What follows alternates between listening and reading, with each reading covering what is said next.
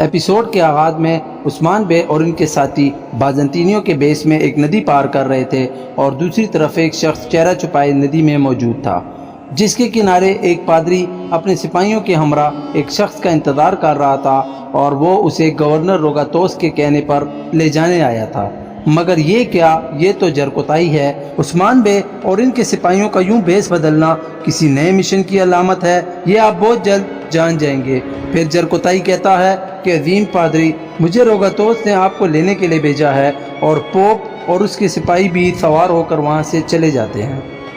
پھر عثمان بے ندی سے باہر آ جاتے ہیں اور کہتے ہیں کہ ہم یہیں رکیں گے، اور دیکھتے ہیں کہ وہ کب آ کر ہمارے پنجوں میں پھنستے ہیں اور اپنے ایک سپاہی کو ان کا پتہ لگانے کے لیے بھیج دیتے ہیں۔ پھر جرکوتائی بھی اسی ندی کے قریب آ چکا ہے، جہاں پہنچتے ہی پوپ کے ساتھی کو اس پر شک ہو جاتا ہے اور اس کا ہاتھ پکڑ کر پوچھتا ہے کہ کون ہو تم، اور ساتھ ہی پوپ بھی اسے پھنسانے کے لیے کہتا ہے کہ ہمیں لے جانے والے سپاہی تو شاطلخر کے پاس ہیں، تم ادھر کیوں جا رہے ہو؟ پھر جرکوتائی کچھ کہے بغیر کشتی چلانے لگتا ہے، کیونکہ وہ جان چکا ہے کہ اسے اس پر شک ہو چکا ہے۔ پھر پوپ اپنے سپاہی کو اشارہ کرتا ہے کہ اسے پکڑ لو، اور جرکوتائی کو دھر لیا جاتا ہے اور تلاشی لینے پر اس کے پاس سے کائی کے مہر لگی چمچ مل جاتی ہے،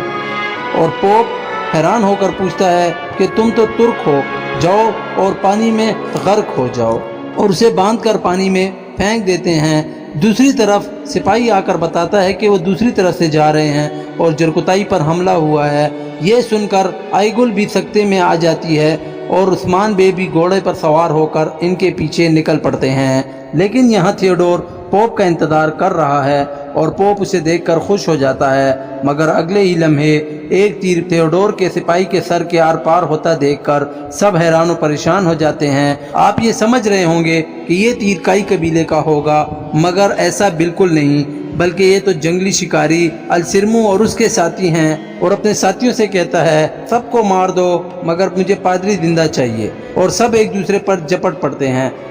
جبکہ پوپ کے سپاہی واپس جانے لگتے ہیں، مگر جنگلی شکاری انہیں چھوڑنے والا نہیں اور اس کا پیچھا کرتے کرتے ان تک پہنچ جاتے ہیں، اور جیسے ہی ایک شکاری پادری کے قریب آتا ہے تو اسے بھی تیر مار کر ہلاک کر دیا جاتا ہے، مگر اب کی بار تیر چلانے والا کوئی اور نہیں بلکہ کائی قبیلے کا عثمان بے ہوتے ہیں۔ یہ دیکھ کر پادری حیران رہ جاتا ہے۔ پھر عثمان بے کسی ہیرو کی طرح پانی میں کود جاتے ہیں اور پوپ کے سپاہی کو مار کر جہنم واصل کر دیتے ہیں اور پادری کو لے جاتے ہیں۔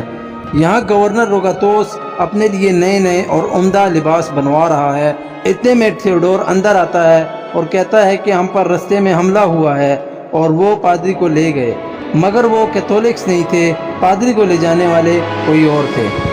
دوسری طرف کوسس اپنے قلعے میں موجود ہے، جہاں السرمو آتا ہے اور نظر جھکائے کھڑا ہے، جسے دیکھ کر کوسس کہتا ہے کہ یہ مہک جنگ میں شکست کھانے والوں کی ہوتی ہے، یقیناً تم ناکام ہو گئے۔ تو السرمو کہتا ہے کہ ہمیں غلط معلومات دی گئی تھی، ہمارے علاوہ وہاں اور لوگ بھی تھے، مگر کوسس کہتا ہے کہ جو کچھ بھی ہو پادری کو میرے پاس لاؤ گے اور باقی کا سونا بھی لے جاؤ گے۔ اگلے سین میں کائی قبیلہ دکھایا گیا ہے، جہاں کئی خواتین اکٹھے ہو کر باتیں کر رہی ہیں، مگر بالا کی طبیعت ناساز ہونے لگتی ہے تو گوکچے خاتون ایک مشروب لا کر بالا کو دیتی ہیں اور کہتی ہیں کہ یہ پی کر آپ کو اچھا محسوس ہوگا، مگر اس کی ساتھی اسے وہ مشروب پینے سے منع کر دیتی ہے اور کہتی ہے کہ حمل میں یہ پینے سے نقصان ہو سکتا ہے۔ جبکہ تھوڑی دور جرکوتائی آئیگل کے ساتھ موجود ہے اور کہتا ہے کہ سچا عاشق کبھی نہیں مرتا۔ آپ کو بتاتے چلیں کہ جرکوتائی پانی سے بچ نکلا تھا۔ ساتھ ہی گوکچے خاتون جو بالا اور گونجا خاتون کی باتیں سن رہی تھی، وہ آ کر ملون خاتون کو بتاتی ہیں کہ بالا خاتون امید سے ہیں۔ یہ سنتے ہی ملون خاتون سکتے میں پڑ جاتی ہیں اور اپنے بچے کی طرف دیکھ کر رونے لگتی ہیں اور کہتی ہیں کہ عثمان بے نے مجھ سے شادی اسی وجہ سے کی تھی کہ اس کی پہلی بیوی ماں نہیں بن سکتی تھی۔ دوسری طرف روگاتوس اور کوسس نیکولا کے قلعے میں موجود ہیں اور ایک دوسرے کا چہرہ پڑھ رہے ہیں، کیونکہ وہ ایک دوسرے کو اس کھیل کا سرگنا مانتے ہیں، اور روگاتوس کہتا ہے کہ یہ جان لو میں پادری کو ڈھونڈ لوں گا، اور کوسس بھی اسے مٹھی میں کرنے کے دعوے کر رہا ہے، اور یہاں سے ایپیسوڈ کا اختتام ہو